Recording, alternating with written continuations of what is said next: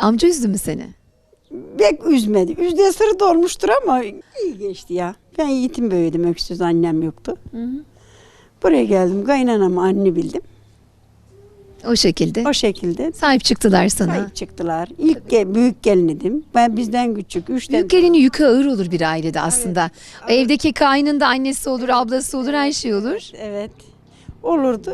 İşte birbirimize şey ettik, kaynaştık. Hiçbir sorunumuz olmadı.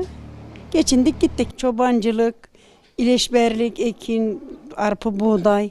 Çok çalışırdım. Buradaki kadınlar mı çalışkan, erkekler mi çalışkan? Beraber çalışırlar. Hepsi beraber destekliyor. Ne güzel bak, ne güzel. Çalışırlar.